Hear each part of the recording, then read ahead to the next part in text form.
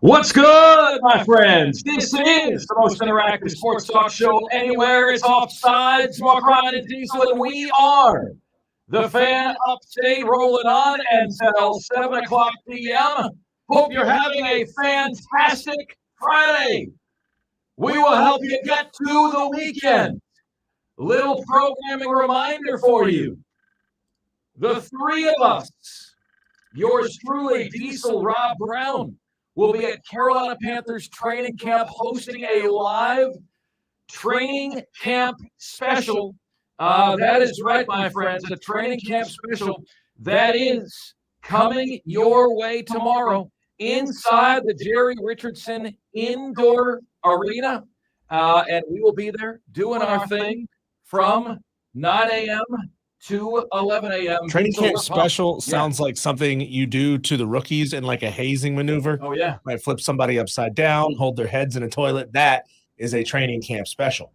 Most certainly is, man. It most certainly is. So I will tell you what, man, and that show, it's gonna be a blast. The Panthers, I don't know if you guys realize this.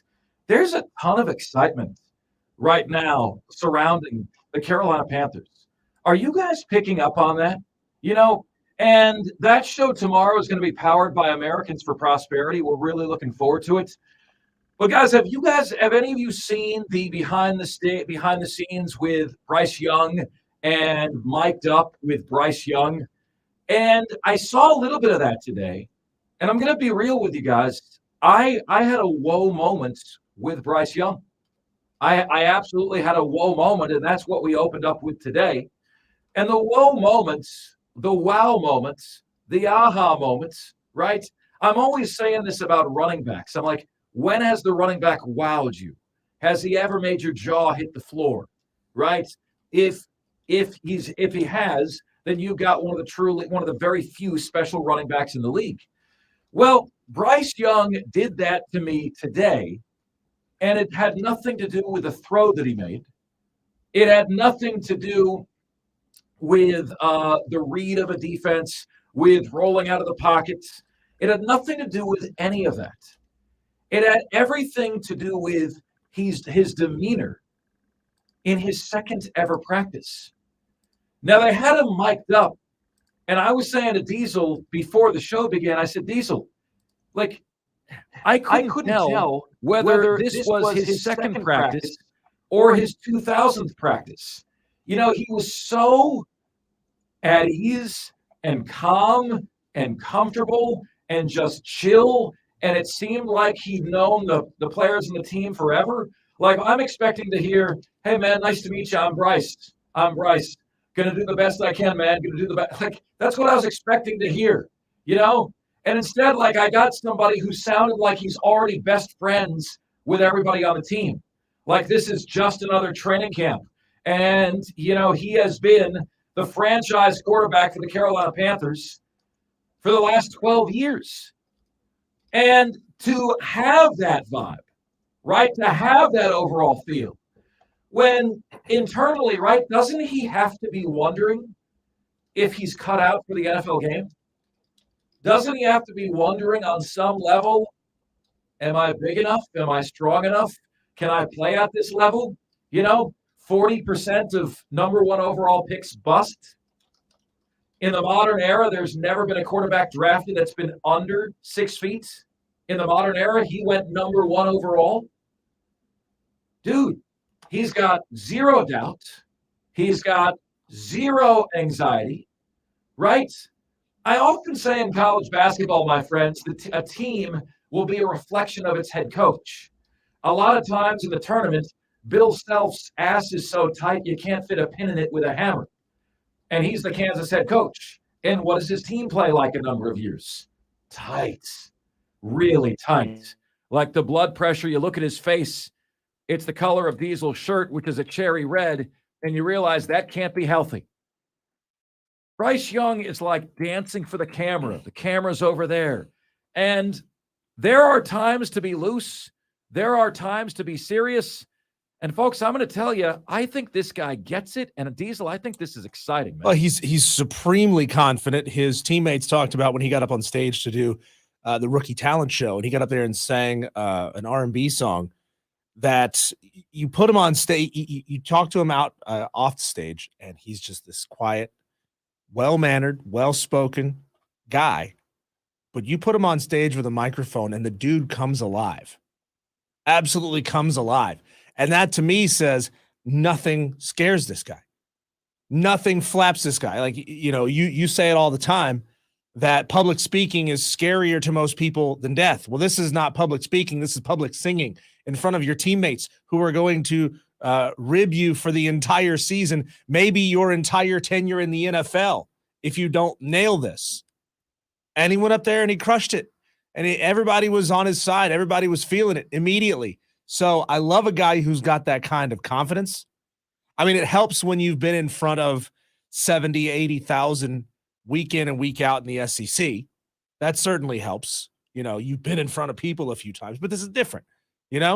That's just a wall of sound and a wall of red and white around you. This is your friends and your teammates right in front of you. And he crushed it. And he also has to overcome, Diesel, the Alabama stigma. Hey, man, Mac Jones, how many of these guys look great at Alabama? Because at Alabama, they have more talent than everybody else does. Like, he's got to overcome that. He's got to overcome the size thing, right? And folks, like, I can't tell you, like, I am not, I think I can be pretty easygoing, right? But if you get me in a type A type of environment, I'm not so easygoing. And I'll tell you a scenario where I'd be super amped up is my first few practices. Super amped up. Now, I'd be dapping everybody, right? I would be, it's gangster Diesel. It certainly is. I would certainly be doing that, doing my best to fit in, right? 100%.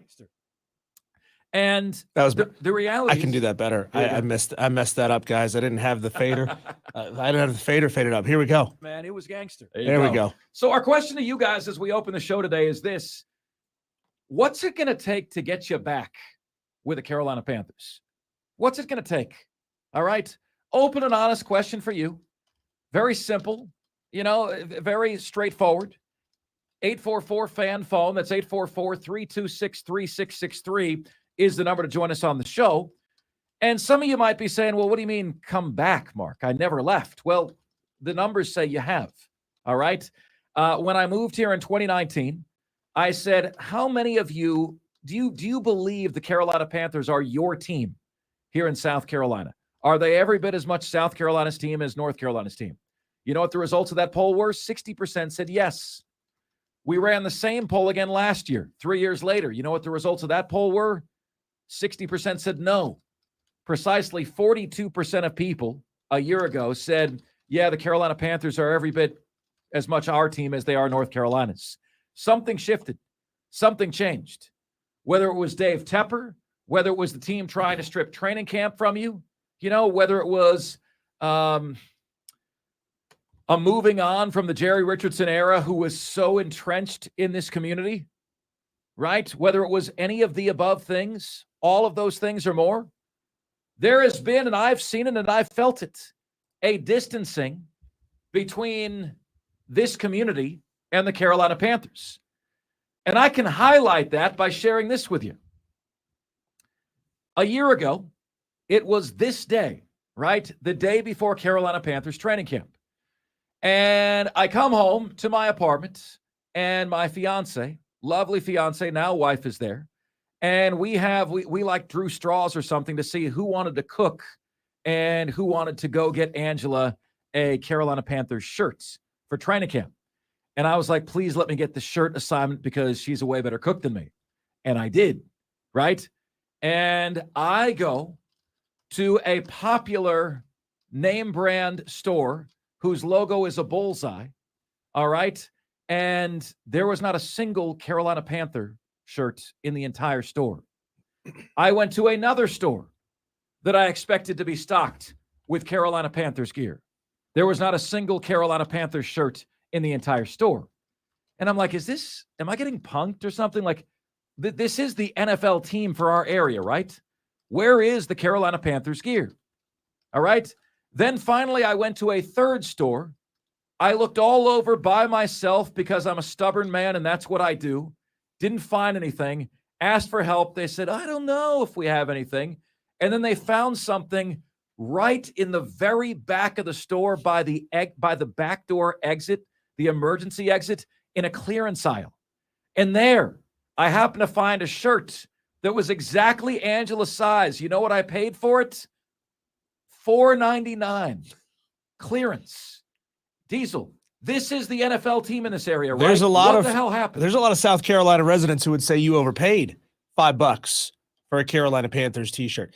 You know, it was a weird feeling going into the season. You know, they had, going into preseason, they had just signed Baker Mayfield, and people were wondering, well, is this guy going to suck here, or is he going to, you know, bring some hope to the team? And it felt like for a little bit they had a little hope under Baker Mayfield, but that went away really quickly. And the season just evolved so quickly away from Carolina Panthers fans. And then they were caught in a limbo. Like, what is this team trying to do? Steve Wilkes wanted the job. Everybody wanted to win to get their contracts. But that's not what the team needed. The franchise needed to lose. And you end up having to get a lot to get Bryce Young, but it still feels like, it almost feels like a fresh start, fresh slate, almost like an expansion team all over again. Diesel, is there any scenario, and Diesel is our esteemed host of the Carolina Panthers kickoff show again this year, did a fine job last year. Is there any scenario by which you could see yourself in November again saying the Carolina Panthers should be tanking? Is there any scenario by which that could happen? Honestly, yeah, it could happen. And it's not, I don't think it will be because we're disappointed in what we're getting with Bryce Young. I plan on spending 15 minutes on this tomorrow on how it's not fair to apply expectations to rookie quarterbacks in the NFL. You can't do that. Rookie quarterbacks almost all the time stink. So if you try to apply lofty expectations because he was good at Alabama, you're probably going to end up being disappointed. But this team needs a lot. So truthfully, this team can't really afford to win a ton of games. And I don't think that's going to be a problem anyway. You know, I look forward into the first 10 games of the season or 10 weeks of the season, and I see them being 3-6. Yeah, but at what point would you say they can afford to win a lot of games, Diesel? I mean, like if they're 6-3, you're not going to be saying you can't afford to win games anymore. Of course not. If you're 6-3, now you're trying to make yourself attractive to free agents who want to come. And I don't know. I don't claim to be an expert on what the Carolina Panthers salary cap situation is like. I don't know if they can afford to be buyers or if they're going to be sellers towards the end of the season going into next year. That, of course, all depends on where their salary cap is. But, if they are playing out of their minds and they find themselves at 6-3 after week 10, because they got to bye in week 7, then yeah, I think now you can say, all right, it feels like this team has arrived. It feels like this team, is a playoff caliber team. And if you get there, it means you've probably played pretty well against your divisional foes. Don't forget, they open up weeks 1 and 2 against the Panthers and the Saints back-to-back. Against the Falcons and the Saints back-to-back. So you get an immediate NFC South showdown in the first 2 weeks of the season. So you guys know, I always say I owe you 2 things. 1, to be honest with you, and 2, to work as hard as I can on the show. And you'll always get, as to the best of my ability, you'll always get both. I'm going to be honest with you. The text line right now sucks. I'm asking you a topical question, okay, about something apparently the area cares about, right? Bryce Young, first few practices. We got comments on the YouTube page. The text line sucks. So should I say, y'all are in trouble. Should I say then to the question, right? What would it take to get you back if you're the Carolina Panthers? Should I say then that your answer is nothing? That you've left the building? There's nothing they can do to garner interest in you? Winning is the cure-all, though, Mark. We know this. Even Madcraft here says, I'm a Charger, but I want the Panthers to be successful. That Super Bowl year had the whole area in a different vibe. I assume you're talking about the 2015 Super Bowl because they made it in 2003, I think. I assume you're talking about the year that they played the Broncos for the Super Bowl. Yeah, winning cures all, and it gets people interested who either weren't fans. It turns level 1 NFL fans into level 2s, and it turns level 2s into level 3s, and that's a good thing. But you got to win. This team has not given this state or any of its fan base really a reason to have sustained hope over the years. 844 fan phone. That's 844-326-3663 is the number. Our excitement level that you have for the Carolina Panthers training camp, and what's it going to take to get you back? Because our numbers say that a good portion of you have left. A good portion of you have left. There are very, very few topics, and thank God one just came in. There's very, very, I can tell you guys, look, we're honest with you. There's very, very few topics that we ever have where we get a skunk on the text line in the opening segment. And right up until a few seconds ago, we were skunked talking Carolina Panthers in the opening segment. You guys said to me, I don't want to talk about that. I don't want to talk about the Carolina Panthers. Stop talking about the Carolina Panthers. Well, it mirrors what I'm seeing in the local department stores. No Carolina Panthers gear. This show sets a record for engagement on this station. This show gets more downloads, more text messages than any show that's ever been on here. Okay? And so we've tracked that. We count that, right? But I always say to you guys, your engagement dictates the content of the show. If we get, hey, I'd really appreciate you guys talking a little bit more Atlanta Braves, and then we talk more Atlanta Braves and it doesn't get engagement, we're not going to be talking about it long. I'd really like to hear you guys talk Women's World Cup. We do so. If it doesn't get engagement, we're not going to be talking about it long, right? The engagement dictates the topics. That's how it goes. It's not a secret, folks. That is our platform. That is our route to success, right? We are in the engagement business. We can't be the most interactive sports talk show anywhere without you interacting with us. So when we hit you with a community-related question, such as what's it going to take to get you back with the Carolina Panthers, and you care about as much about that question as the local stores do about carrying Carolina Panthers merchandise, that screams to Diesel and I, you don't give a bleep. That's what it screams. Is that the case? Is that the case, or do I just need to give you a little kick in the ass to get you going on a Friday? 844 fan phone. That's 844-326-3663. Yes, Diesel. Got a phone call. We got Chase in Greenville.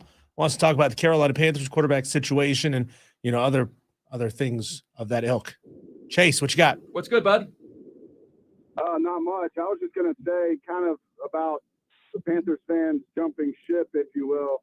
I think, the questionable moves by the front office definitely was off-putting, if you want to put it that way. And then the emergence of Trevor Lawrence. I mean, Clemson prodigy, and you got Travis Etienne over and down to Jacksonville. Yeah, Chase, we got a real bad connection, man. Can you try us back? I'd be happy to have you complete your call. We just got a real bad connection, so if you can try us back, we'd be happy to have you on. What Chase was getting at was that that the Clemson connection with Travis Etienne and Trevor Lawrence going to Jacksonville may have pulled some of those fans away to being Jacksonville Jaguar fans, and maybe that's part of it. Of course, he talked about the front office decisions that were terrible. The outright severing of any ties with the Richardson family, all those things. I agree. Chase is not wrong with his assessment. Those are all right. And then, of course, all of that, as James Gilstrap brings up, they've never had back-to-back winning seasons in their franchise history. There is no consistency. The only consistency is inconsistency with this franchise. 100%. So what's it going to take to get you guys invested? What's it going to take to get you guys engaged? It's a question the Carolina Panthers are asking, It's a question we're asking of you in this opening segment, and the answer we're largely getting back is nothing. What are the Carolina Panthers doing in Greenville? They're coming to Spartanburg for training camp, but they do that every year. Have you seen anything anywhere that the Carolina Panthers are doing any outreach to the city of Greenville? Nope. Are they doing anything in Anderson? Nope. Are they going to Columbia? Not that I know of. They're not doing anything. All of this is the Carolina Panthers making. They have the ability to fix this, yet they're sitting on their ass doing nothing. Diesel, in fairness, I don't know what the NFLPA, I don't know what the stipulations are in terms of the rules, how many engagements you have to, you can make your players do or not. What Hey, we don't want to see the players. We want to see the top cats. You want to see the top cats? Yeah. Okay. Bunch of trustworthy ladies. Yeah. Talking about the virtues of the franchise. Yeah. Well, okay. I know what you mean by trustworthy ladies, Diesel. Okay. They back in your single days, they got a rise out of you. Okay. But in these days, Frank Reich would do, right? Frank Reich would do. And I know that if you asked Frank Reich, hey, we're going to offer you the job, but here's a stipulation. We'd like you to do like a Shane Beamer type tour where Shane Beamer goes around and speaks to the Gamecock clubs throughout South Carolina. You think Frank Reich says no to the job if he has to do that? No way. He's still going to do the job. He's still going to take the job. He wants the job. And frankly, they should be doing that. But Frank Reich doesn't need to spend his time talking to the Carolina Panther clubs. He's already got the Carolina Panther clubs. He needs to talk to the people who the Carolina Panthers organization has pushed aside because they deemed that South Carolina residents aren't good enough for them. We open up with that question for you guys today. What's it going to take to get you invested in the Carolina Panthers in 2023? What's it going to take to get you back? Excitement for an NFL team in an NFL market. That's what this is, folks. We are in an NFL market, right? Wake up, smell the coffee, get the corn cobs out of your ears. You got the number 1 pick in the draft in a market that has a great signal for the fan upstate, 97.1 FM in Spartanburg. And you guys are asleep at the wheel. Wake up. Back after this, the fan upstate.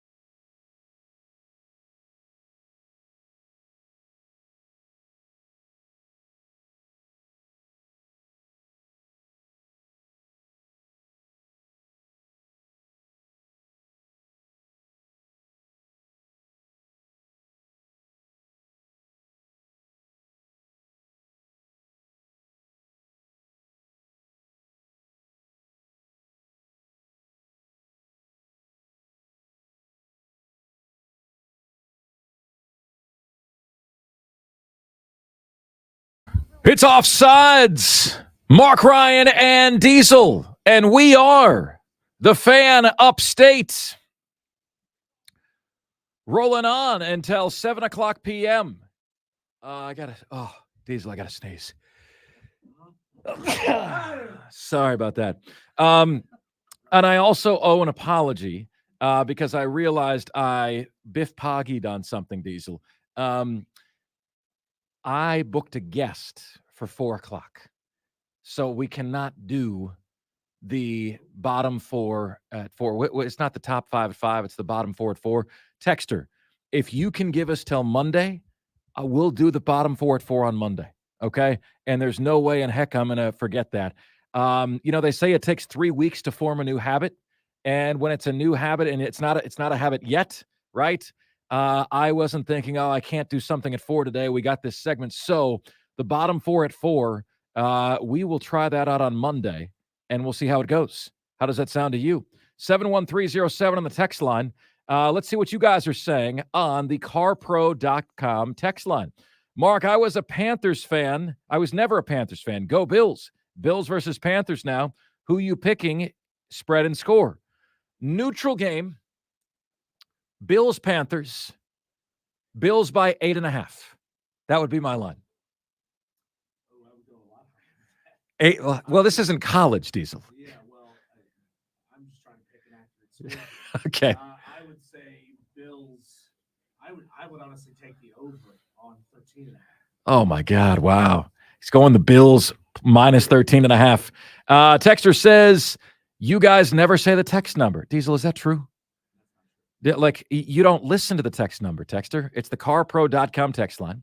It's 71307. All you have to do is start your text with the word fan, and away you go. Let's see here. This guy says he has it saved. Great. Text Spur Daddy says, Mark, the Carolina Panthers never lost me, but just improving the quality and roster of the team helps. They help. It helps. I also think it won't take the Panthers long to turn it around with Reich as the head coach. What a good decision they made going Reich over Steve Wilkes. And you know what, guys? If Steve Wilkes was the coach, we still would be going to Carolina Panthers training camp, and they would still be trying to convince you that you should be excited about the team this season, and I would be buying none of it. With Frank Reich and Bryce Young at the helm, I was looking at quarterback-coach combos the other day, Diesel. Like, what are the best quarterback-coach combos in the NFL? Andy Reid, Patrick Mahomes, number 1. Nick Sirianni, Jalen Hurts, they're up there. John Harbaugh, Lamar Jackson, Mike McDaniel, Tua Tagovailoa, Sean Payton, Russell Wilson. I was going through all these. Sean McVay, Matt Stafford. You know where I had Bryce Young and Frank Reich? Never played together before, never coached together before. 12th. I had them 12th out of 32 teams in the NFL. Top half of the league. Because Bryce Young is a savant mentally. Diesel, ladies and gentlemen, what is the name? Okay, and I'm going to take, if this nickname clicks, I'm taking credit for it, okay? Okay, I just want to let you know. What is the name of the fastest processor that's out right now? It used to be like Intel Pentium something, but it's not that anymore, right? Like what's the name of a really fast processor? That's going to be my name for Bryce Young, okay? Because his greatest strength, his greatest attribute is his processing speed. It's lightning quick, lightning fast. It has to be at his size, and it is.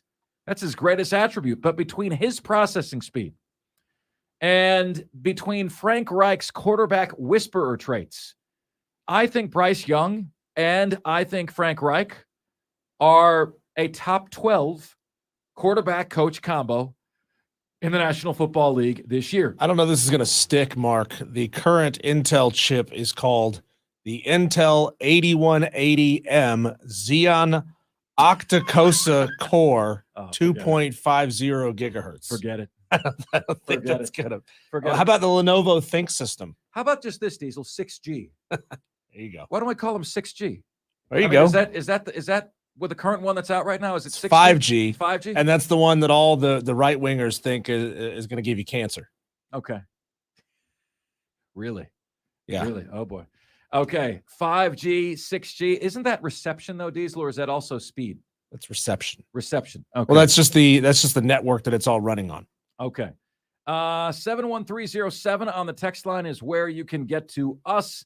Let's see here. Texter says, Mark, Panthers lost me when they got Scam Newton. The NFL lost me, period. College football is all that interests me, and I'm quickly losing interest in it as well. Oh, boy, Texter, we don't want you to go anywhere. We don't want you to go anywhere. You know, this is always going to be a football first show. Texter says it's not that we don't care about the Carolina Panthers so much as there is too much bad to speak of, right? Too much bad to speak of. It would turn into a bash fest. So says Arnold. Arnold, I get, even last year, I remember us saying, man, there's hope. There's hope in Carolina. Again, they got Baker. And it's like, whew, we were putting our hopes on Baker Mayfield, a guy that had screwed up again and again and again everywhere he'd been. But it just felt like maybe this time it'll stick. That was more of instead of a hope, that was more of a prayer with Baker Mayfield. I think this time you got some hope. You got some hope. People talk about his small size. I think Bryce Young is going to process this game so fast and figure out a way to work around, between, and through these gargantuan linemen. And it's not like he's had little linemen that he's been throwing over at Alabama. Most of those guys go to the NFL. So those are the same guys he was throwing over in college. He's going to be throwing over them in the NFL. Diesel, he's either got to be 6G or fiber optic. He's got to be one of those because he's got insane processing speed.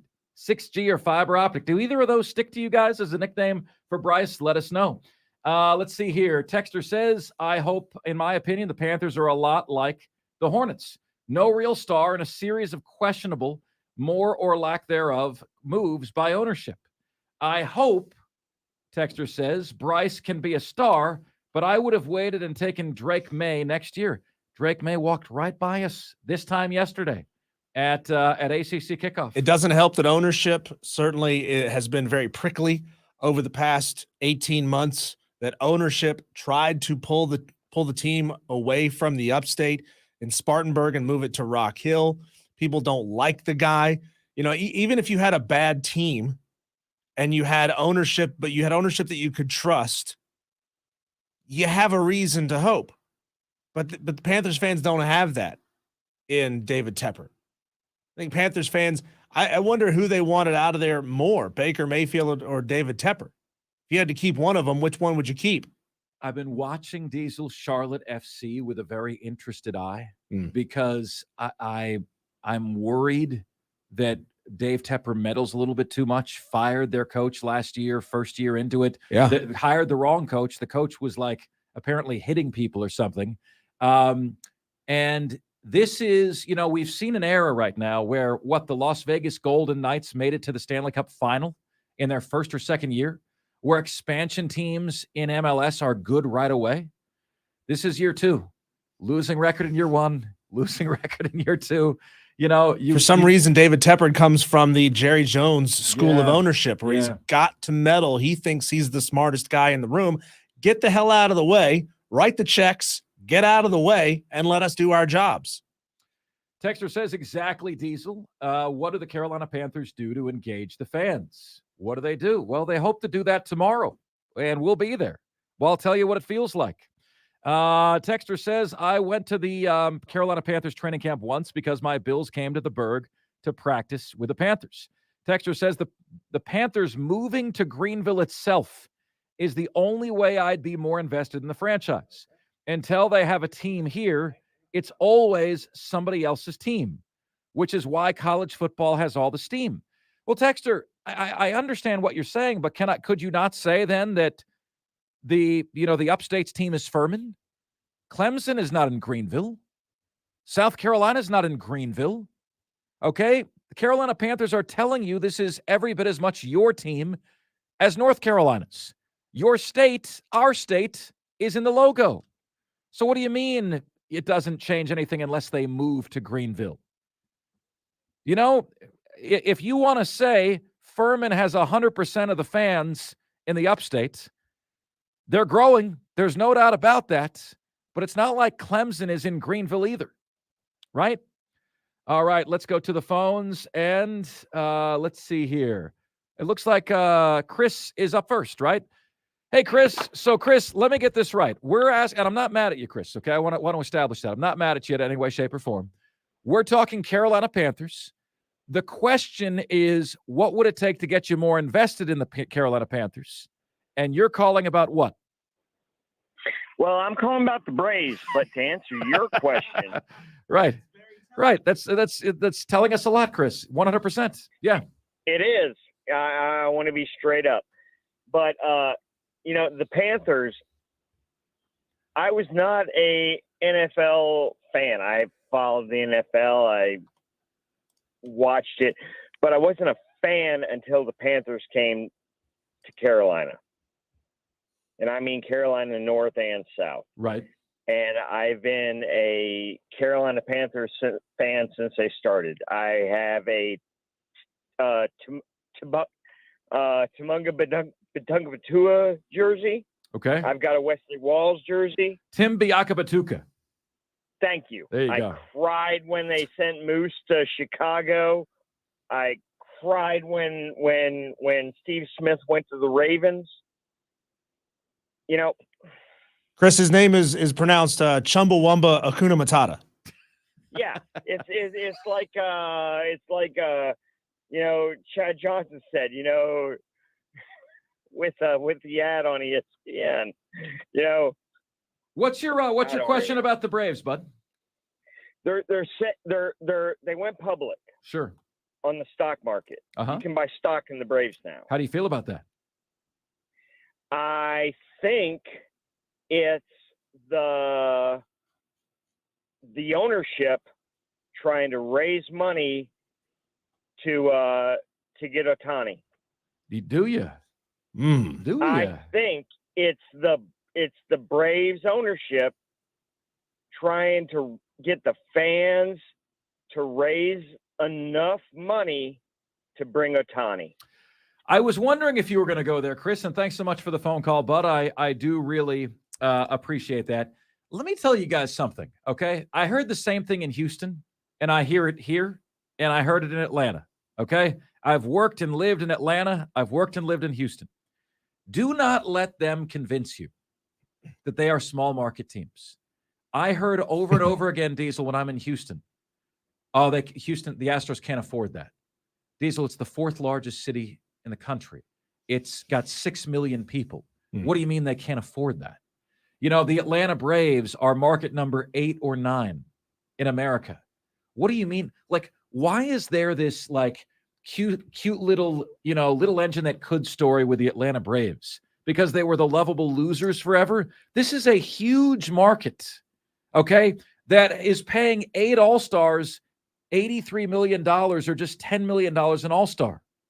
Don't let them tell you they don't have money. Don't buy that. This is a huge market team. I think it would be fascinating, though, to take the ownership structure that the Green Bay Packers have and bring it to another sport. You don't see it. You just don't see it in other sports. And man, imagine if it started catching on and then every team was fan owned. That would be fantastic. That would be phenomenal. It just changes the entire dynamic of the organization. Man, that would be awesome. We've got hello to Marion R26 on the YouTube channel. Marion, I think you had a really nice comment on the Spurs Up show today. Thank you for that, buddy. I did see that. We didn't get time to get to the comments today, but I really do appreciate that, bud. It's great to see you in here, Marion. Thank you so much. What's up to Madcraft, James Gilstrap, Spur Daddy as well in the YouTube chat. You guys can check us out on YouTube. Open your YouTube app. Find us at the Fan Upstate on YouTube. We are doing the show live on video right there. James Gilstrap says, unfortunately, every Panthers quarterback gets compared to Cam. I'm hoping this is the beginning of the end for that crap. Well, so long as Bryce Young never is filmed on the sideline bleep talking 15-year-olds and doing a lewd hand gesture to them, I think he's going to be okay. You've seen this, right? I did see that. I know that's Yeah. Cam. I forgot what the gesture was, though. Cam's on the sidelines, and some like 17-year-old kids are trash talking Cam. So he gets in their face and he says, "Now let's compare our bank accounts." And then I don't even know if I could do this on the stream. I think I can. He stands in front of him, spreads his knees wide, and does this. Oh no. Oh no. That's not a good look, dude. No, not a good look. Terrible look. Super good. childish. Not good. Madcraft says, I'm a Charger fan, but I want the Panthers to be successful. That Super Bowl year had the whole area in a different vibe. See, it's like you guys told us, Mark and Diesel, if you had been here when Marcus Lattimore was in high school, you'd understand. We weren't, so we don't understand, right? I wasn't here when the Carolina Panthers were in a Super Bowl, so I don't understand. I would give anything to experience and feel what it's like to witness that. Hopefully we'll have that chance. If you're on the line, please hold. We'll get to you. Offsides continues right after this. The question to you being, what does it take? What will it take to get you back and invested in the Carolina Panthers yet again? It's Offsides.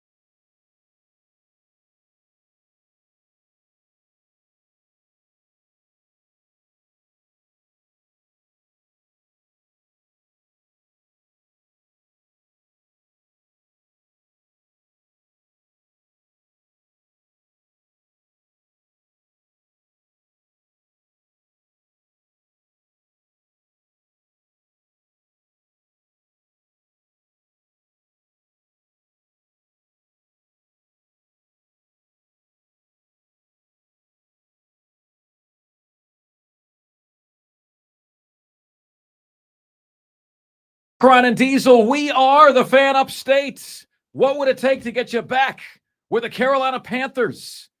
One of my favorite Public Enemy songs bringing us back. Let's see here. Texter says, I hope the Panthers make you guys eat crow. Well, we do too. But I'm asking why you guys don't support them. I'm asking why their gear isn't available for stores. You know, Michigan J. Todd says, the Panthers are so poorly managed and have been irrelevant for so long. I don't know any people who are still fans. He doesn't know a single person who is still a fan, right? That's incredible. It's incredible. They need to treat their marketing like colleges do with fan days, ticket giveaways, free merch, etc. Instead, they charge for everything and expect their ex-fans to just come back. That's an interesting perspective, Michigan J. Todd. Let's see here. Texter says, my cell phone has a Snapdragon Qualcomm chip. Any and all G's give you cancer, Diesel. 5G, 4G, 8G. Texter says, let's see here. And before Baker Mayfield was here, we put all our hopes in that bum QB from New Jersey. Who was that, Diesel? The bum QB from New Jersey, Sam Darnold. Sam Darnold. God, I'd totally forgotten about Hey Arnold. Yeah, Hey Arnold. An NFL franchise isn't going to trick a second state into cheering for them, a texter says. Not unless they start winning consistently. Very interesting point. Not going to trick a second state into cheering for them. Bryce, well, texter, 3 years ago, 60% of our fans, 60% of our listeners said they're our team. The Carolina Panthers are. Texter says, Bryce Young is the most hope the Panthers have had since 2015. I'm not paid to make these types of decisions, so I hope that they made the right one. I'm on board with it, though. I'm coming around to it, Texter. I'm coming around. Just think, this could be year 2 of Justin Fields. That's right. Texter says, Diesel, it should be year 3. Going into year 3 of Justin Fields. Should be. Right again, Diesel. We wanted Tepper gone, but in that scenario, the QB gets fired first. Texter says, Bryce on promo for the fan upstate sounds like Michael Jackson. You could call him MJ. Oh, wait, that's taken. He does sound very young and demure, doesn't he? He's got a little Justin Timberlake in his voice. He does. Hey, fellas, I'm an NC native here. I moved to the upstate a few years ago and was shocked how little support the upstate gives the Panthers. Listen to the outsider, folks. Listen to this. He moved here from North Carolina, shocked at how little bleeps you give. I've been a diehard Panther fan my whole life and lived in both states, and I can tell you a major reason for lack of support here. South Carolina just doesn't like North Carolina. No South Carolina native will plainly tell you that, but there's an unspoken rivalry between the two states, and South Carolina natives simply won't pull for any pro teams based in North Carolina because of it. Texter, it's very, very similar to when I lived in Houston, the Houston and Dallas thing. Dallas is the spoiled rich kids, and Dallas says Houston isn't worthy of them. Houston's got a chip on their shoulder and is very blue-collar by comparison. North Carolina has no construction on their roads, has beautiful trees, has all the most beautiful colleges, right? South Carolina, it feels like we've been made fun of our whole lives here. We've got the chute. The chute is still going to be getting worked on 100 years from now. No one ever fixes anything around here. Okay? North Carolina are the cars that have the bumper sticker that say, my kid is an honor student at blank elementary. South Carolina has the bumper stickers that say, yeah, but my kid beat up your honor student. That's the difference. That's the difference, my friend. North Carolina has required annual vehicle inspections, so their cars are in fairly good working order. Yeah. Ours have busted headlights, busted taillights, turn signals that apparently don't work at all because nobody uses them. A total lack of following any and all traffic guidelines to the point that Diesel and I openly plead for cops to pull people over on the show. James Gilstrap says Dallas wears that 30-year-old Letterman jacket and tells you they still got it. Yeah, that's right. That's right. Michigan J. Todd says, last year I win free tickets to a Furman football game. The experience at the game and with the Furman personnel was so incredible that I bought basketball tickets, and this year I bought football season tickets to Furman. The Panthers need to, and you won those right here on this station. Perhaps this show, Michigan J. Todd. The Panthers need to extend themselves to the fans to win them back. You get them in once, you give them a great experience. You know, Furman got a fan for life in Michigan J. Todd, a fan for life. Let's get to Rich in Chicago, who is up next on the show. Rich, good to hear from you, bud. You're Offsides. Yeah, hey, Mark. Hey, I normally agree with your objectivity analysis. You're very good at this. Thank you. But I want to pile on a little bit, and that I'll give you some backstory about the Carolina argument that you and I had about the difference that we believe in that team. My high school football coach's son was the defensive coordinator for 4 years for Fedora. That's how far back I go with him. Okay. And I was telling him about our conversation, and then I looked up Chiswick's. You know, Chiswick is who got him fired when Fedora hired Chiswick. Chiswick told Fedora it's either this guy's name was Danny Dish. He goes Dish or I, and they launched Danny, who was really solid. You know, their defense was superior to what Chiswick has really kind of created. But here's the thing: you had mentioned to me, you said their defense was historically bad last year. Let me give you this. I looked this up. Fedora is going into his 4th year since he's gotten there. His first 3 years, Carolina is 65th, 105th previous year, and then 102nd. So it's not one historical year. It is a trend where they've got Gene Chiswick, who I think is a stiff. He didn't do anything at Auburn, and they continue to retain him. That's why, for your listeners, they should feel really good about the South Carolina North Carolina game. I think South Carolina will smoke them. Wow. Now, you know what I said today on a different show, Rich? I said I would pick the Gamecocks to beat Florida State on a neutral field. You don't like them either. Well, I know you don't like them. I know I don't like them, but I'm still capable of being objective. They're 5-3 in the ACC. South Carolina won on the road at the best team in the ACC. I think South Carolina would beat Florida State on a neutral field. Don't buy the hype. Rich, we got to keep it moving, man, but thank you so much for ringing us up here on the show. Our ACC and SEC team preview series continues right after this. Who's on the clock? We'll tell you next, right here on the most interactive sports talk show anywhere. It's Offsides. Mark Ryan and Diesel. And we are the Fan Upstate.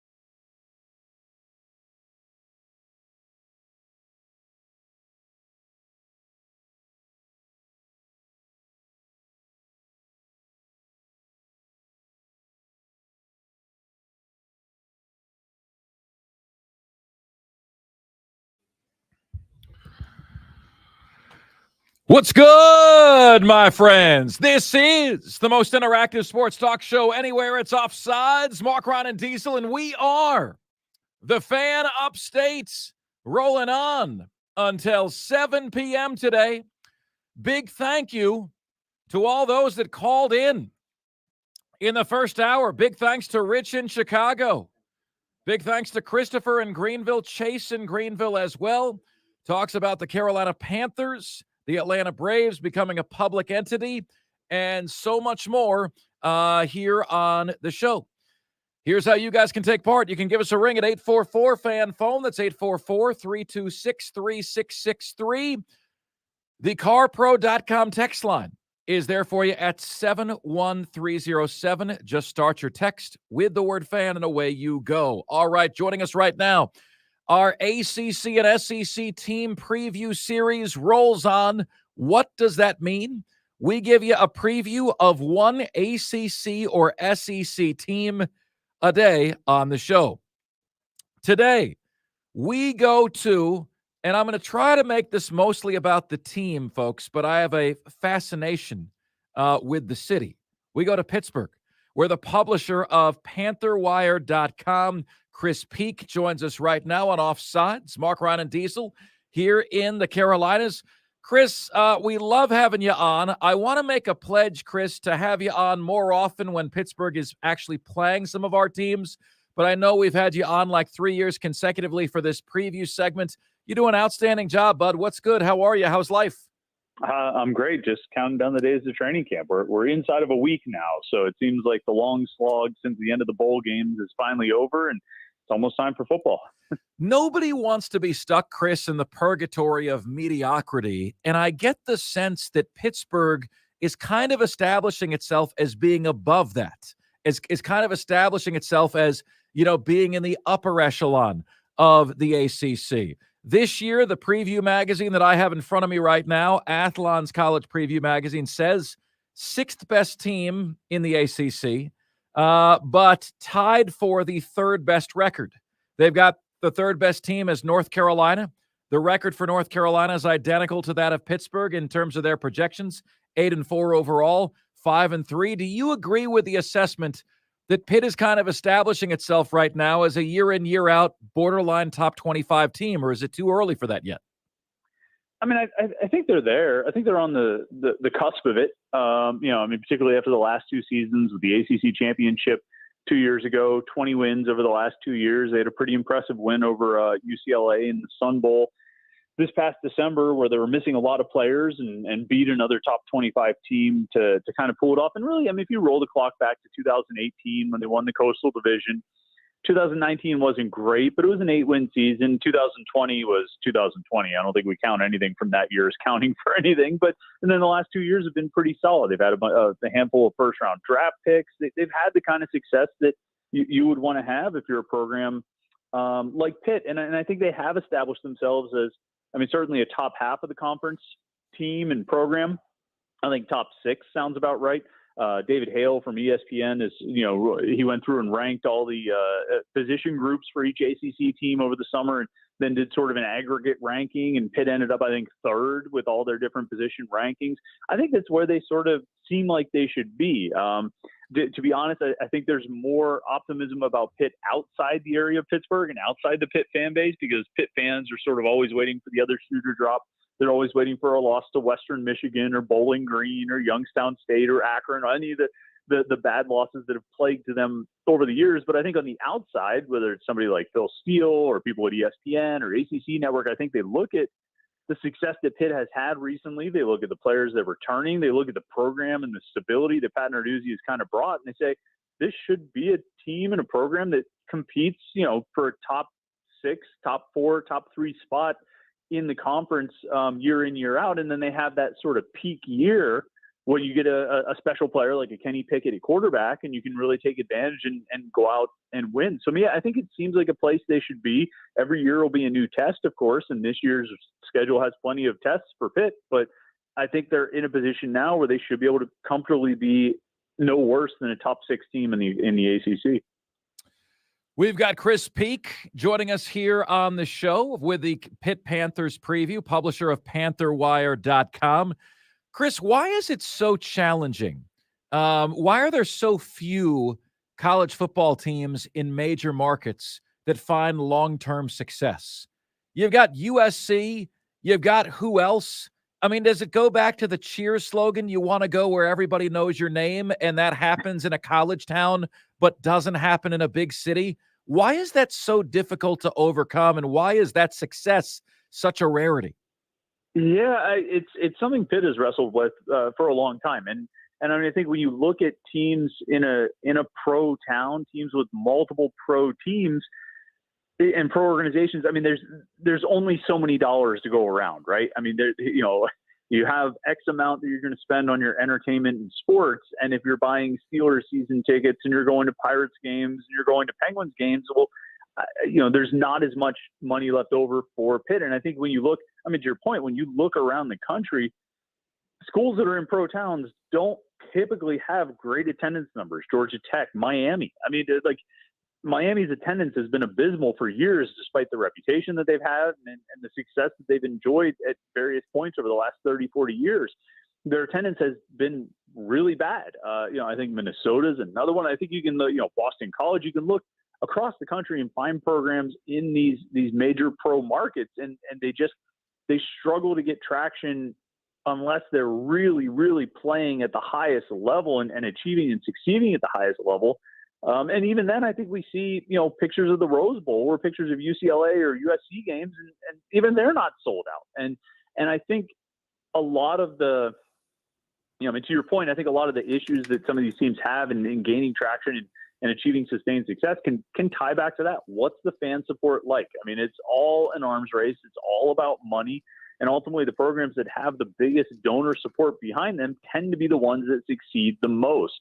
And if you're in one of these, a place like Pittsburgh, Minneapolis, Miami, Atlanta, Boston, it's a little bit tougher, I think, to establish that. Whereas if you go to State College, you go to Columbus, you go to Ann Arbor, you go, to East Lansing. I mean, there's one game in town in Madison, Wisconsin.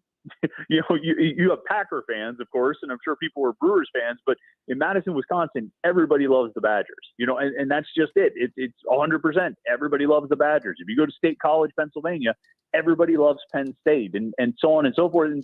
And that kind of support, that sort of lifelong support where people who don't even go to the school are growing up fans, that's going to create a donor base that and financial support and opportunity to sort of achieve that other schools might not have. And so that's a big part of the problem. It's something Pitt has competed against or dealt with for a long time. They've tried different things. They had one campaign in the mid-2000s. They called it the My City, My Panthers campaign, trying to create an attachment between, Joe sports fan in the city of Pittsburgh who loves the Steelers and Penguins and Pirates to get him to buy into Pitt, that it's not just relying on the alumni base.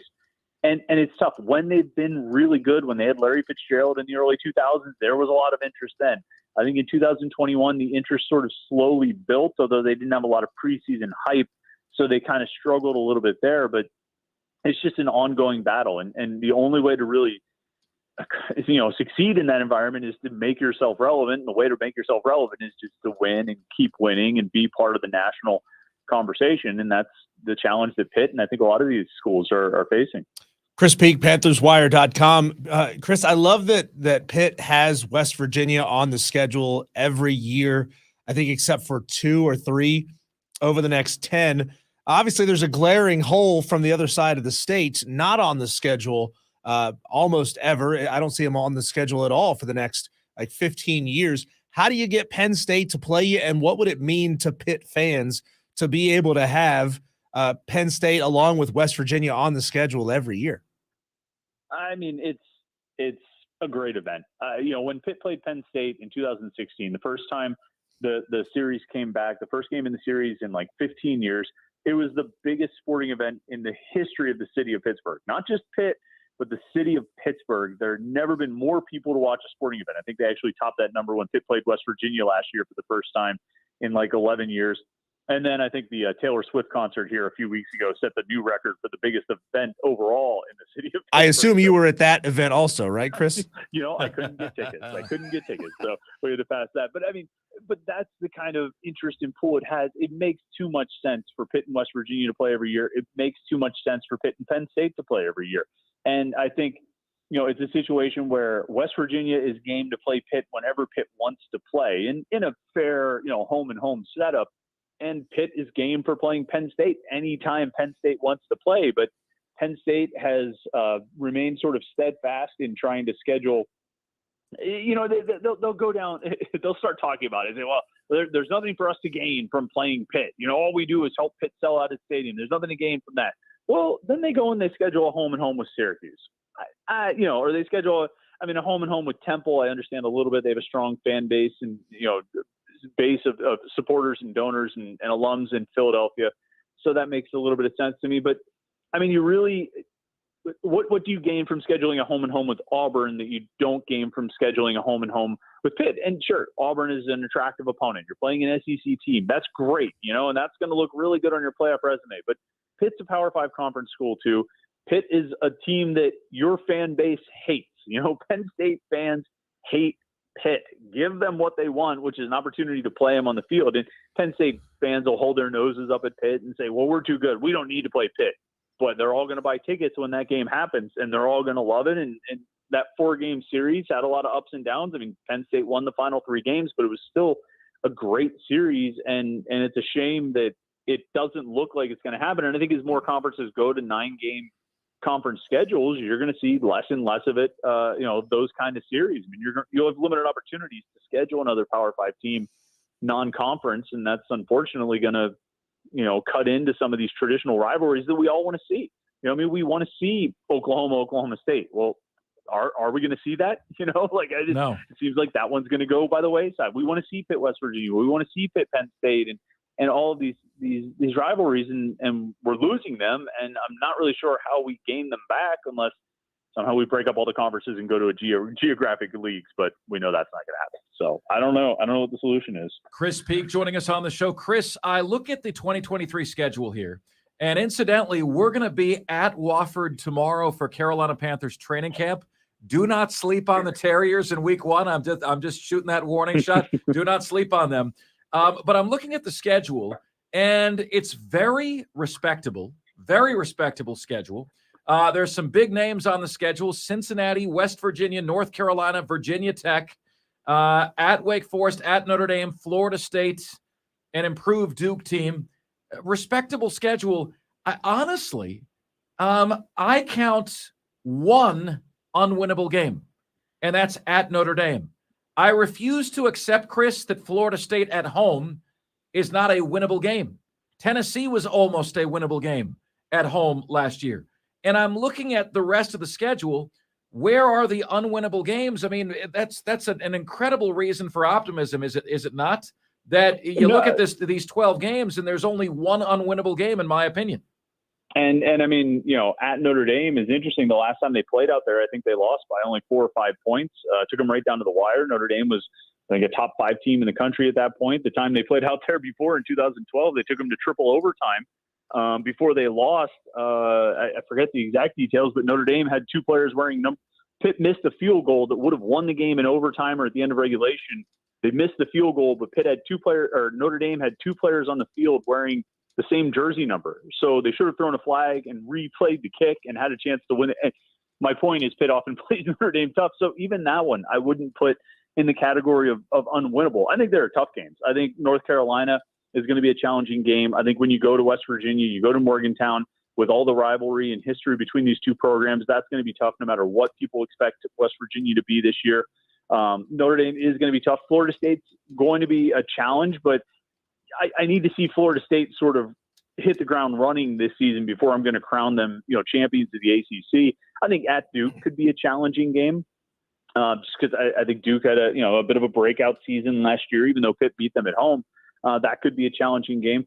Pitt, they can blow games. There's no question about it. Last year, Georgia Tech fired their head coach on like a Sunday and played at Pitt the following Saturday, and Pitt lost that game. So they're capable of losing in any given moment, but there's no game on here they can't win. Some are more difficult than others, but yeah, to your point, I mean, I don't see an unwinnable game, and I would even put Notre Dame in that category. I don't think that's unwinnable.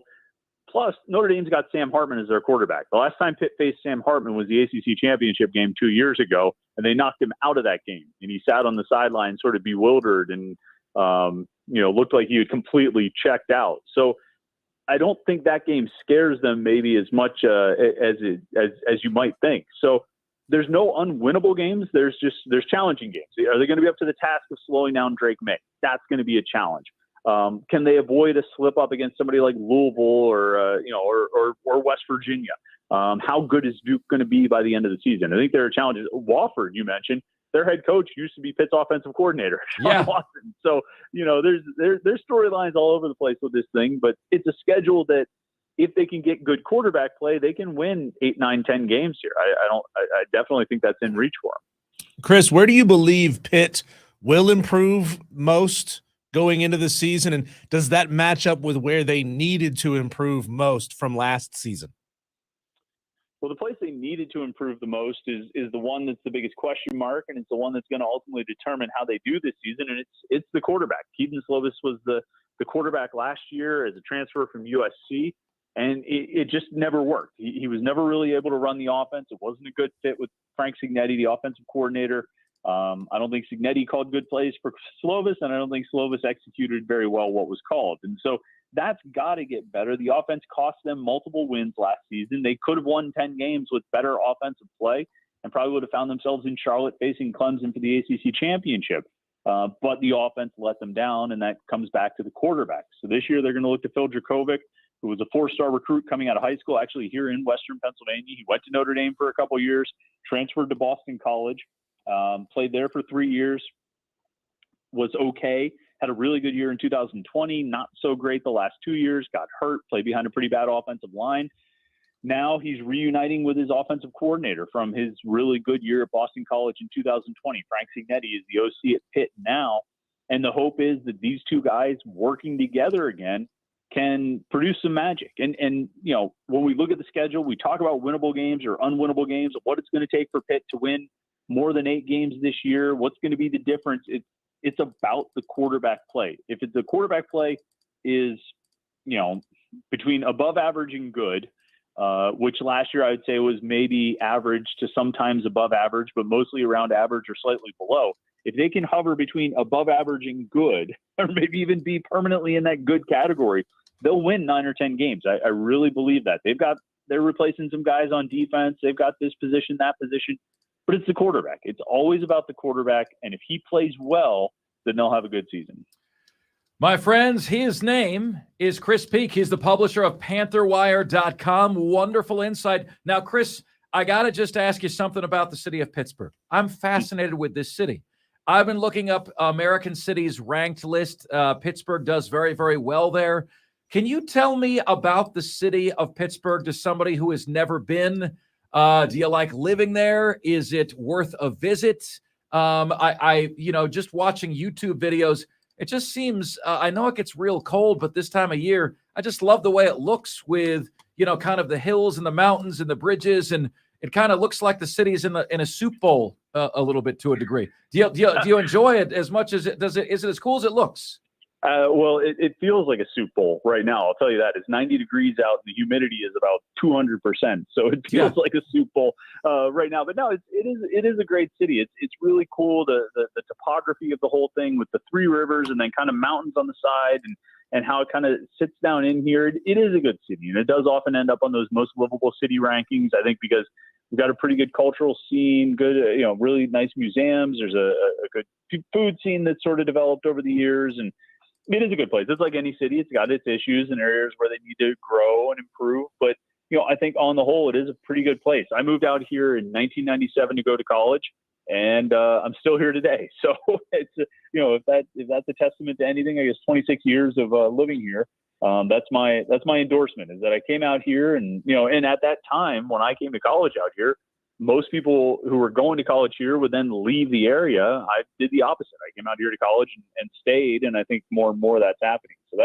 that's the best endorsement I can give. Is that when I graduated college, anywhere in the world you could go, I just decided to stay right here. Great stuff. Chris Peak, you know where to find him, my friends. He is the publisher of PantherWire.com. Wonderful insight, Chris. Great catching up with you, man. Have an awesome weekend. Thanks, guys. You too. All right, take care. Chris Peak, publisher, PantherWire.com. I'm with Pitt. Honestly, guys, I don't see a lot of losable games on the schedule. They have Notre Dame and Florida State back-to-back. That's tough. But they get Florida State at home, right? They get Cincinnati on the schedule. That's tough. But they get them at home, right? North Carolina at home. So many of these difficult games are at home. And, you got Pittsburgh area talent on that team. They are, in my opinion, an upper echelon team in the ACC. Pittsburgh is also the best stand-in for Gotham City we've ever seen on film. Is it? Yeah. Is it? Really? In case you didn't know that. Pittsburgh was the Gotham City in Christopher Nolan's Batman trilogy. How about that? Yeah, I'm fascinated with that city, man. And I've never been. Coming up next on the show, is the NFL's offensive shift paying dividends? We'll tackle that here on Offsides. We are the Fan Upstate.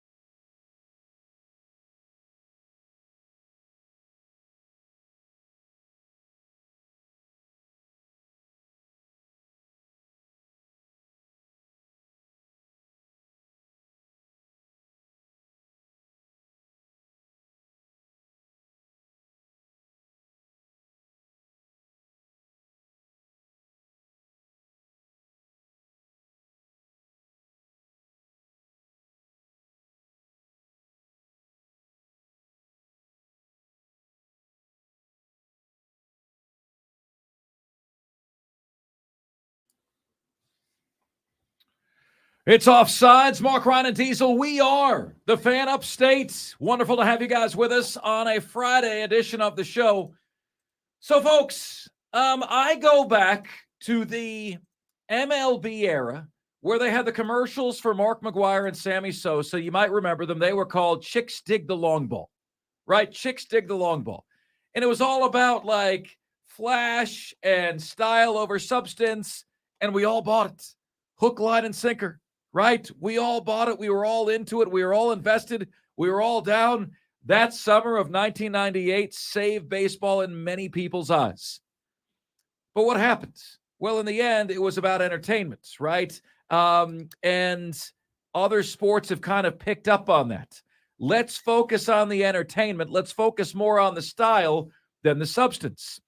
Scoring in the NFL has never been higher than it is right now. You know what teams average in the NFL these days? All right. Now, back in the day, the Steel Curtain, the 40-year-old virgin scored more than teams did against those guys. But in the modern era, in this era, teams are scoring in the NFL 24 points a game. They have 12 possessions a game. So they're scoring on average 2 points per possession. 2 points per possession. And some of these stats, folks, are absolutely crazy. Would you believe right now, 19 of the league's 32 head coaches have offensive backgrounds? 19. All right, out of 32. In the past 5 years, 24 of the 35 head coaches that have been hired come from offensive backgrounds. That's 69% of the hires, okay, in the last 5 years have come from offensive backgrounds. Not only that, my friends, you guys know in this business, right? I speak to a lot of recruiting guys left and right, and I keep hearing the same thing. You guys wearing socks? I'm about to blow them off. Here you go. The recruiting guys I speak to tell me, Mark, all of the best athletes play offense. All of the best athletes play offense. If a kid, it looks like one of the best athletes in the class, if a kid is like a Nick Harbor, track athlete, big-bodied, does Nick Harbor play defense? He does not. So with all of the rules being tilted toward the offense, right? All of the rules being tilted toward the offense. And then on top of that, you've got all of the owners are hiring offensive coaches. Carolina Panthers have a head coach. They hire not Steve Wilkes, but Frank Reich. What you have is a sport that is very, very dominant on one side of the football. My friends, last year, the best defense in the National Football League allowed more than 300 yards per game. That's only the second time that's happened this century, this millennium, 21st century. Twice the best defense in the league allowed more than 300 yards. Last year was one of them. In 2015, the NFL employed 17 defensive-minded coaches. By 2020, that number had dropped to 11. And, my friends, all 4 head coaches in the conference championship games came from an offensive background. Kansas City's Andy Reid, Cincinnati's Zach Taylor, Philadelphia's Nick Sirianni, San Francisco's Kyle Shanahan, all offensive. What happened when Cincinnati's Zach Taylor went to defensive-minded Sean McDermott and Buffalo? Buffalo got smoked. You know, folks, before I get to the question that we have for you today, I want to bring in one other point to you on this. And this is the point that absolutely blew me away. Tom Brady was asked what is one change he would make to the game. And I was listening to this because you guys know Colin Cowherd is my guy, and Colin asked Tom Brady that question. And Tom Brady thought about it for a minute, and he said, you know what? My recent record-setting touchdown pass to Mike Evans, 10 years ago, I never would have made that throw. Like, I never would have made that throw. I made that throw now because those are the rules, and it's up to the defender to protect the receivers. And he said, in my opinion, it shouldn't be up to them to protect the receivers. It should be up to me to protect the receivers. I can't lead the wide receiver into trouble. I can't lead him into traffic. It's up to me to know the placement of the ball that's going to protect my receiver and that placement of the ball which is not. And he says, I would make changes that would give defense a chance. That's Tom Brady saying that. That's a quarterback. That's the best quarterback who's ever lived. And he is telling you that things have gone too far. So I ask you guys at 844-326-3663, in what way, shape, or form would you tilt the balance of power back toward the defense, not to make it advantage defense, but just to give the defense a fighting shot? Season before last, toward the end of the year, everyone was raving about this regular season game between the Chiefs and the Rams that was like 38-33 in the fourth quarter. Is that what you guys want? Should teams not be able to play defense in the National Football League at all? It's gross to me, man. It's disgusting. You've heard give hope a chance. I say give defense a chance. I think there should be a way, Mark, and this is going to be the most radical suggestion of the day. I think that there should be a way, besides a pick six or a fumble recovery for a touchdown, a way for the defense to score points. Right. I think an interception should be worth 2 points. Ooh, that's interesting. Or 3 points, whatever you want it to be. 2 or 3 points, interception, scores points for the defense. Interesting. So, what other guidelines do you have to maybe tilt the balance of power back, to give defense a shot? Because if the offensive defensive battle, folks, was represented by a seesaw right now, you'd have a fat kid sitting on the offensive side of it. Right? There's no comparison. It's not close, right? All of the numbers tell you that. All of the results tell you that. All of the coaches getting jobs tell you that. You know what defense needs? Defense needs a visionary. Defense needs a new and inventive guy that can come to the NFL and has a scheme that I am not smart enough to devise, that maybe people haven't seen before, or a scheme maybe that they have that he's executing better than anyone else does. The NFL needs a Kirby Smart-like defensive mind. But nobody in Athens, Georgia feels like Kirby Smart is going anywhere. And look, in my opinion, the best hire of the offseason was DeMeco Ryans. He was a defensive coach, went to Houston. But he is the exception, not the rule. He's in a league where defensive coordinators getting a head coaching job are becoming an endangered species. They are becoming a needle in a haystack. 844-FAN phone. That's 844-326-3663 is the number to get to us on the show. Do you guys believe, first of all, that the NFL is becoming too offensive? I don't know how you couldn't when you hear all those numbers that I just gave you. I don't know how you could say, well, there's no problem here, right? Number two, how would you tweak the game to give defense a chance? One thing I would do, I would extend the 5-yard chuck rule to 10 yards. You can now contact a wide receiver up to 10 yards. Give the defensive backs a chance. You guys realize, right, that if there is a good route by the wide receiver, a good throw by the quarterback, and a good catch by the wide receiver, there are plays where the best a defensive back can do is make the tackle. So give them a better shot. Give them a chance. Secondly, you have got to give defensive players a target to tackle the quarterback and a target to tackle the ball carrier. Right now, you get a flag for hitting the quarterback in the knees. You get a flag for hitting the quarterback above the shoulders. You get a flag if you – this is the most absurd one. You get a flag if you land with your body weight on a quarterback, as if there's a way with you flying at a QB 100 miles an hour to prevent that from happening. They also need to make some of these calls, and on the ones that are non-reviewable escape me off the top of my head. But there's some non-reviewable plays that need to be reviewable.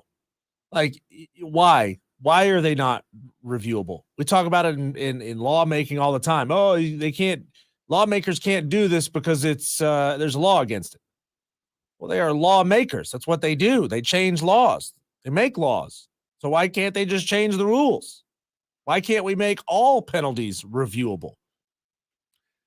Yeah, Diesel, I think that's a great point, right? So let's allow these calls to be reviewed. Do you guys also realize that if you are going after a running back and you're attempting to tackle a running back, you could very well be aiming for the running back's midsection.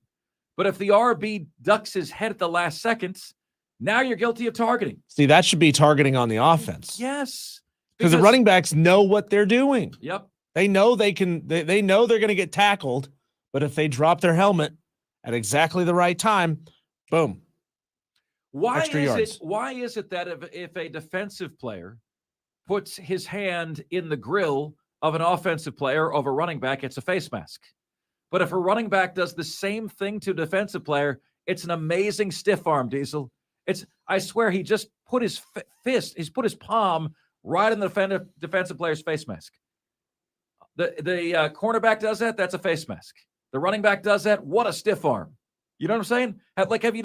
This is bogus. This is an epidemic throughout the NFL. And I'll tell you guys this: if you look at during this time of like offensive explosion and paying all attention to the offensive side of the ball, I looked at 5 years of coaching hires and 5 years of coaching records, offensive coaches and defensive coaches, between 2015 and 2020. Okay, between 2015 and 2020. Offensive coaches, right, were 6 games under 500 in the NFL. Defensive coaches over the same time period were 21 games over 500. So what we're seeing is all of this push to offense isn't creating this massive difference in wins. Offensive coaches have had a worse winning percentage during this explosion than defensive coaches are. But Mark Ryan, what about offensive spending? What about the teams spending the most money on the offensive side of the ball and the teams spending the most money on the defensive side of the ball? Certainly, offensive league, those teams will be very, very successful. Well, I'm so glad you asked because I did that research as well. The last 3 seasons, the top 10 offensive spending teams in the NFL have a winning percentage of 55%. There you have it. I've broken your code, Mark Ryan, until I tell you that the last 3 seasons, the top 10 defensive spending teams each year have a winning percentage of 56%. Even better than the top 10 offensive spenders. Folks, the NFL is pushing all its chips to the center of the offensive table. And not only is it not producing results that people want, it's resulting in nobodies like Cliff Kingsbury, who sucked in college, getting NFL jobs, sucking in the NFL, all because somebody wants to find an offensive visionary. And it's not giving defense a chance, right? And you're having Super Bowls where you just can't stop Patrick Mahomes and the Kansas City Chiefs. And I think there needs to be a tweak. I think there needs to be a change. 71307 on the text line. Special recognition for the best change ideas to give defense a chance in the National Football League. Coming up next, Diesel has $1 million question for you. This is Offsides, and we are the Fan Upstate.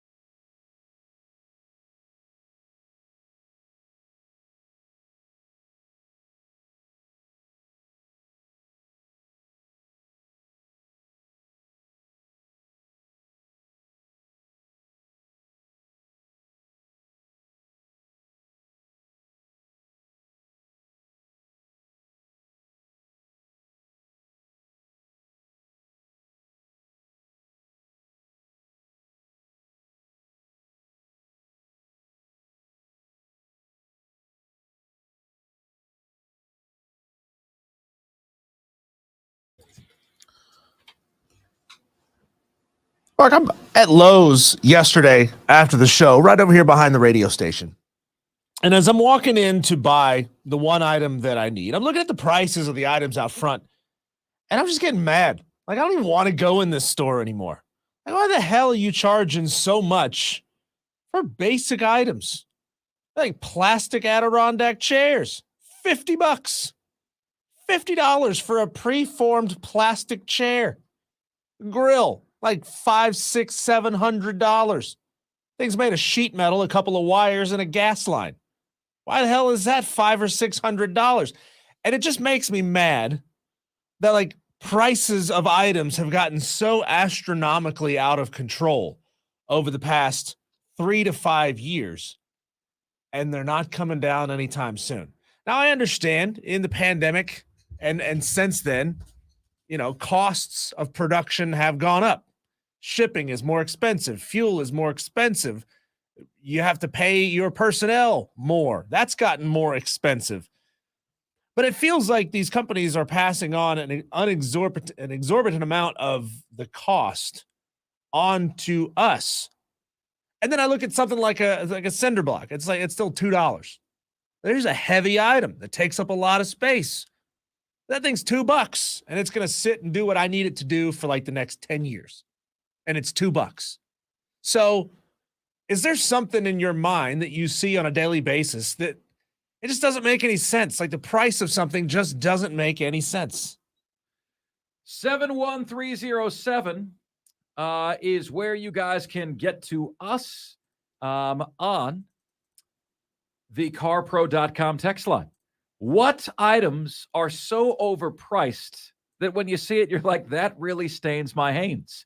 And it doesn't make a whole hell of a lot of sense to you. Like, when did we start doing this?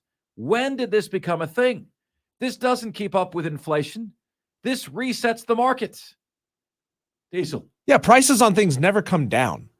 That's what upset. Like the whole point of economies of scale over the years has been to be able to make things as cheaply as possible because you're making a whole lot of them at the same time. But it doesn't make a whole lot of sense. If a plastic chair, let's just say it has $10 worth of materials in it, $10 worth of materials and production costs. Production cost goes up 40%. Now it's a $14 chair. It's $14 worth of materials and labor in it. Why are they then charging me an extra $25 on a $4 increase in production cost? I got two here, Diesel. All right. And I know we got a couple minutes, but I got two. One is in line with what you're thinking. And a lot of these items that are most expensive to us, guys, it's because we never buy them. And then whenever we see the price tag, we're like, yeah, I'm never going to buy one of these. Diesel, it's chairs just like this that we office have in chairs. Studio. Office chairs, leather-bound office chair. I never think about these things, Diesel. I just sit in them at work. I never think about buying them. You ever go to buy a chair and it's like the crappy one is $300? I'm like, I could buy a PS5 for a little more than this. This is insane. A chair to park my Asha. The other one, Diesel, is I had this first awful experience this year. We took a party of 4 to the movies and I spent over $100. Yeah. Okay. 4 movie tickets, 2 large popcorns, 2 drinks and 2 candies. That's reasonable. Over $100. It was $102. The snacks, the candies. I hope you crooks are sleeping well at night with those prices. Like, I understand why you have to charge a lot for the movie tickets because the production cost of making a movie go up, and the distribution companies, they want to make their money off of it. So then the theaters have to pass that on to you. But why are they charging you like $10 for a large soda? That's not $10 worth of soda. That's like $1 worth of soda. And they're marking it up 900%. And it's like, Diesel, the small popcorn is $8. Why? The medium It's is popcorn. $9. The medium is $9 and the large is $10. Yeah, it's because they know get you. It's because they know they can. So I've been sneaking food and beverages into movie theaters for years. Screw them. Hey, screw whoever's inventing greeting cards, Diesel. Screw them. Okay? $6 for a card? $6 for a card. I don't want to open the card and see somebody dancing. I want somebody actually dancing. if I'm spending $6 for a freaking card? The card costs more than the present these days. Jiminy Christmas. What are the most overpriced items that you guys encounter on a daily basis? We got the top 5 at 5 next here on Offsides.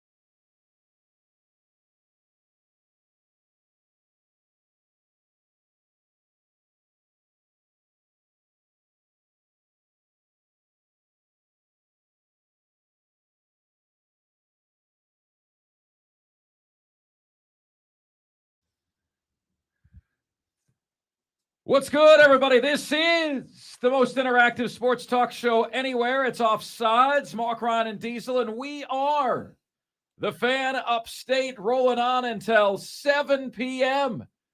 Then we are live at Carolina Panthers training camp tomorrow. I will be there. Diesel will be there. Rob Brown will be there.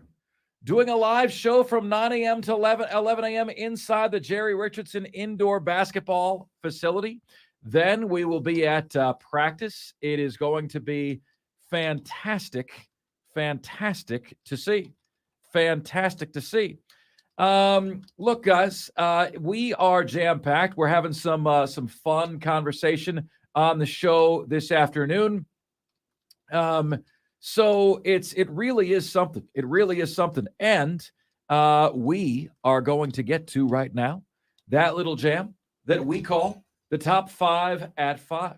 The top 5 biggest sports stories of the day, the top 5 topics we're discussing. Ladies and gentlemen of the upstate, Offsiders, the top 5 at 5 starts right now. And now, the top 5 at 5. And 5, 4, 3, 2, 1.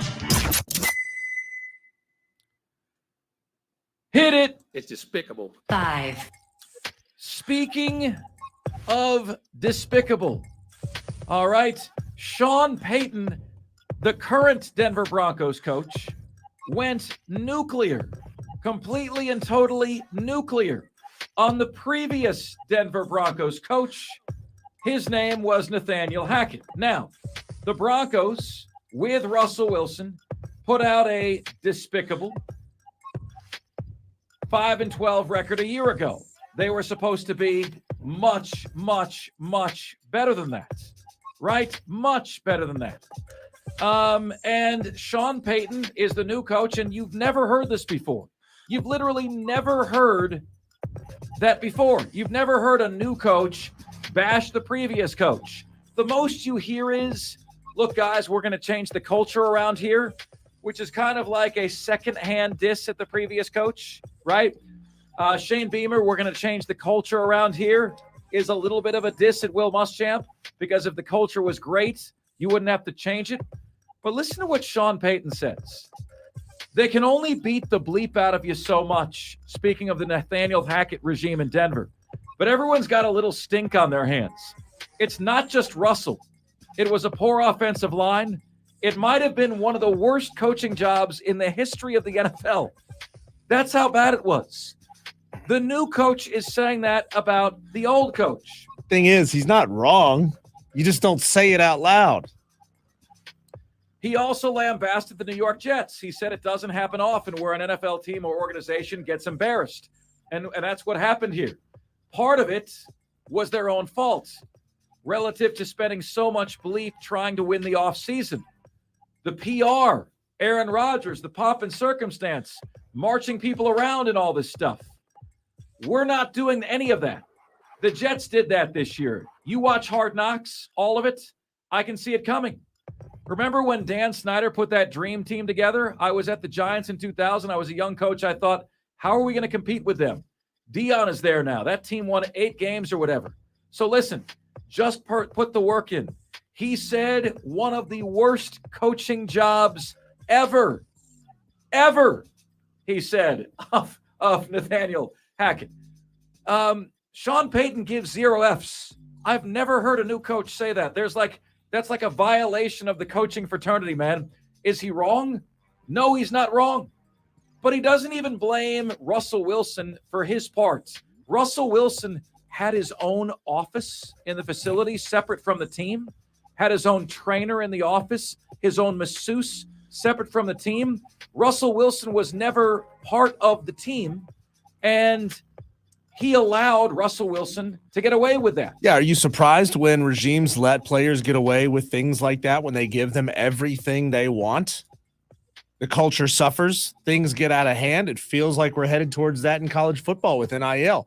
You're going to have, guys with $100,000 in their pocket rolling into a locker room, make more money than their assistant coaches, than the guys that their position group coaches.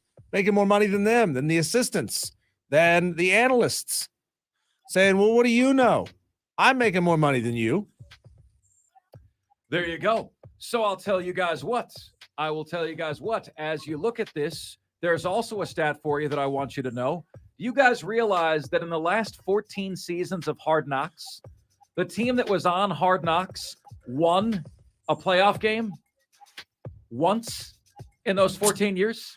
The last 14 seasons, whoever was on Hard Knocks, one of those Sucker's teams, gonna suck. One of those teams won a single playoff game and no one else did. So what chances do the Jets have of making the playoffs and winning a playoff game this year? 1 divided by 14, carry the 1, drop the 2, 7% chance the Jets make the playoffs and win a playoff game this year. That's been the track record of being the headline maker, being the drama queen, being all the things that Sean Payton laments. Next up, 4. At number 4, we have been discussing the major offensive issue in the National Football League. And I'm going to tell you that the balance of power has shifted way too much to the offensive side of the ball. And you're going to tell me that's an opinion, and I'm going to give you facts right now. 24 of the last 35 head coaches have been offensive head coaches. The 4 coaches in the conference championship games last year were offensive head coaches. All right? Recruiting voices tell me that out of high school, all of the best athletes play offense. If you're a great athlete, you're not playing defense. So the entire genre of football has tilted away from the defense to the point where defense no longer has a shot. Last year was only the second time this millennium that the best defense in the NFL averaged over 300, allowed more than 300 yards. Only second time that's happened. So we throw it out to you guys and we say, what are your ideas to give defense a chance? Because I am not a fan of 38-36 games in the NFL. I know chicks dig the long ball, but I dig the D. That didn't come out right. Family show, ladies and gentlemen, family show. Eyes up here. Why do I feel like that's going to be a promo coming up? Yeah, folks, look, hire your offensive coaches. Last 5 years, offensive coaches have a winning percentage of .498. Defensive coaches have a winning percentage of .508. Best hire in the offseason for me, Houston and DeMeco Ryans. What are your solutions? Next up. 3. So Diesel and I have had a fun little discussion on products whose price pisses you off. You know, our boss is always working with me, Diesel, on the 7 Ps. Prior proper planning prevents piss poor performance, right? The 7 Ps, right? Pricing of products that royally pisses you off, okay? What products do that to you? What products are in that zone for you? I've mentioned greeting cards. $6, $7. You know, they've gotten to the point, Diesel, where they're like, let's just see how much they're willing to pay. I had to go buy a box of screws the other day, and it was $27. Screws. For screws. Screw you. Yeah. Ridiculous. Texter says, why are Crocs $45? Sounds like a crock of bleep, if you ask me. They want to allow my son to wear these $45 Crocs at daycare because listen to this, they call it not even a whole shoe. So you're paying $45 and you're not getting a whole shoe. So says Buckeye Brian. Brandon Keeler texts in. He says, Mark, movie theater tickets are crazy overpriced right now. Everyone's watching the movies at home, so you know what they're doing? They're price gouging the people who still go. You would think like priests, ministers, monks would wear Crocs because they're holy shoes. I took my kids to a popular entertainment center in the area. Let's just say this may have been one of the most popular ones when we were kids growing up. He said 1 hour of play and 1 pizza, $105. Whoa. $105. Unbelievable. Texter says, Diesel, you need to watch Shark Tank. I do, Texter. $1 item made in China sells for $29.95. Yeah. Here in the States. Do you ever get the sense that the rest of the world is just laughing at us? They're just laughing at us. They're like stupid Americans. They'll actually some of pay this this. stuff. Just laughing at us. Texter says the Scrub Daddy sponge is way overpriced, but I get a new one when needed. Why do we do this, folks?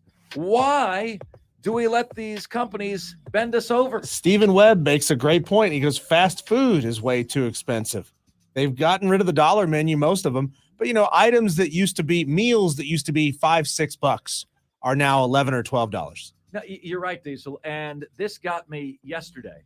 I'm driving home from Charlotte, and I'm not going to say the name of the place, Diesel, but you're going to know it as soon as I describe it. Okay? I got one double stack with no bun, okay, which is the most basic hamburger at this particular fast food restaurant, right? A double stack with no bun, medium frosty, $7. Does that sound right? Like, it's 15 Yeah, that years should be ago. like $4. Yeah, it should Tops. be $4, $7. What? No fries, no second sandwich, nothing. $7. Yeah, but then What are they'll we sell doing? you some crazy box filled with like 20 items for $9. Yeah. Like what do you guys, what is your pricing model? I don't get it. I don't get it either. I don't get it. So we're asking you guys, what is the product whose price pisses you off the most? Prior proper planning prevents piss poor performance. Peter Piper picked a peck of pickled peppers. Oh, Diesel, I am getting, I honestly don't know what to do here, Diesel. Here we go. Please work. Yes, the mouse would not come over to the right screen for me. Here we go. Next up. 2.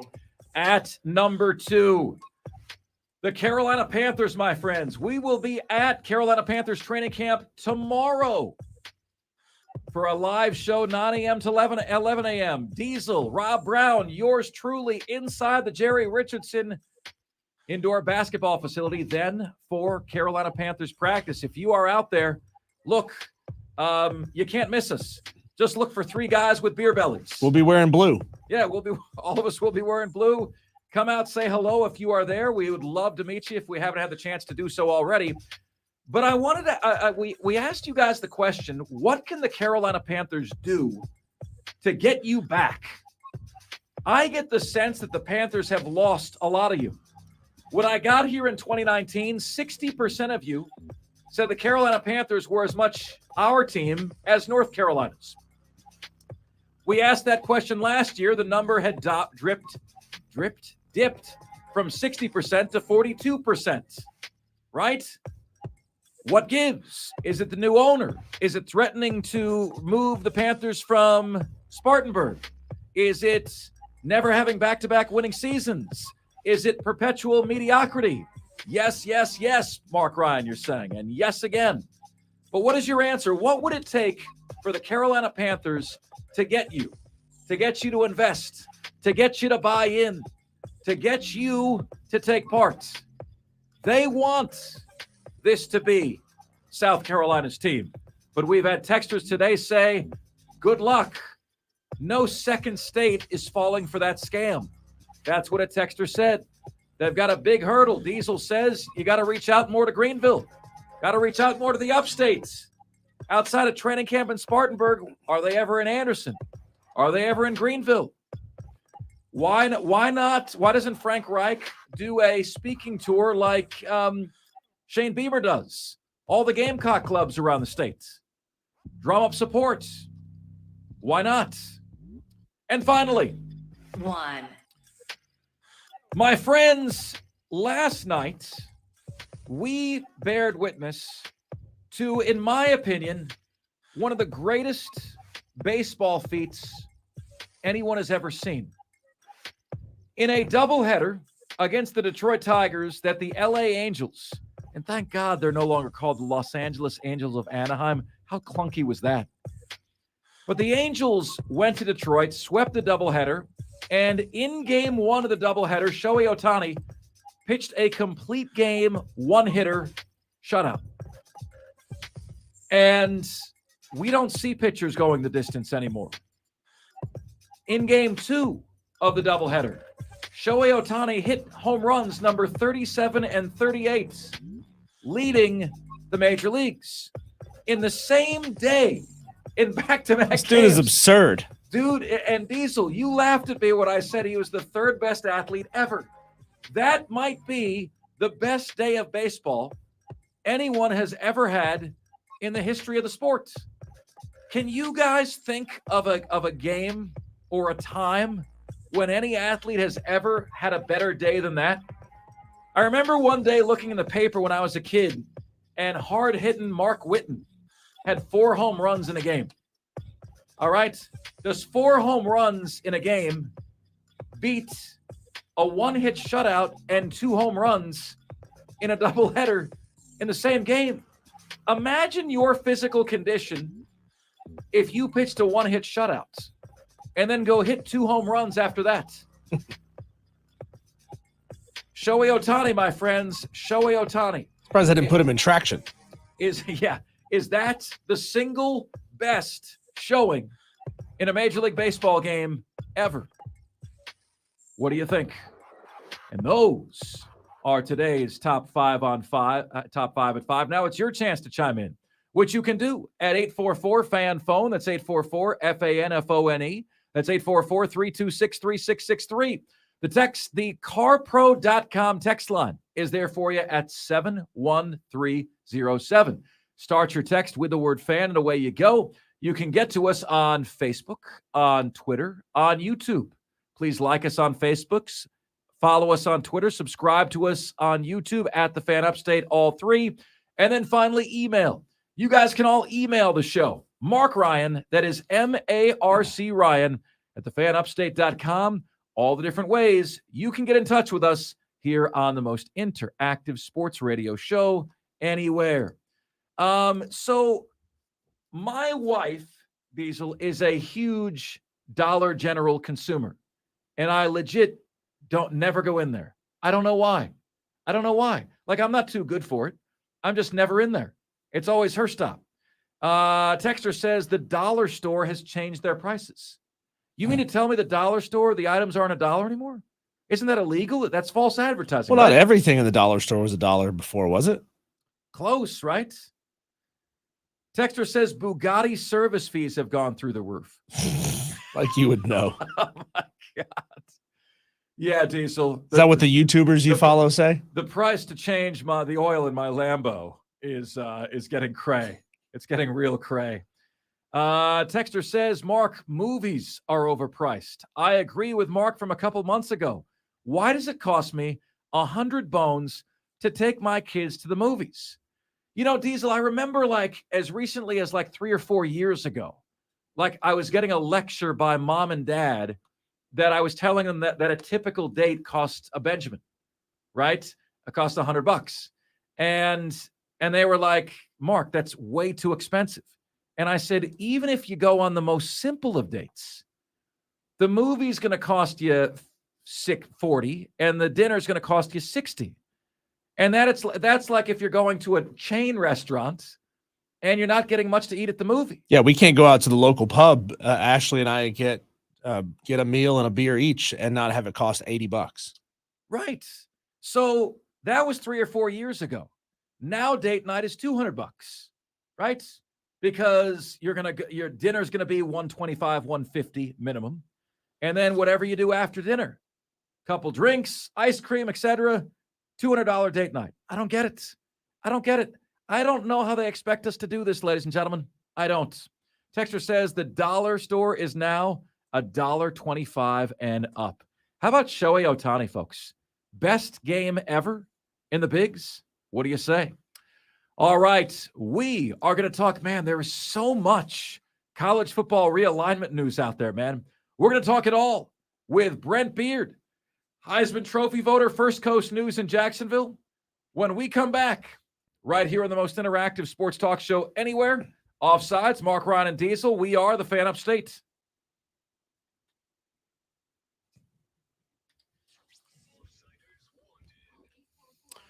Stream, we appreciate you again, as always. A little quiet in here today. It's a Friday, I guess. Everybody's worn out. Everybody's, going to the pool, trying to escape this heat, whatever it is you're doing.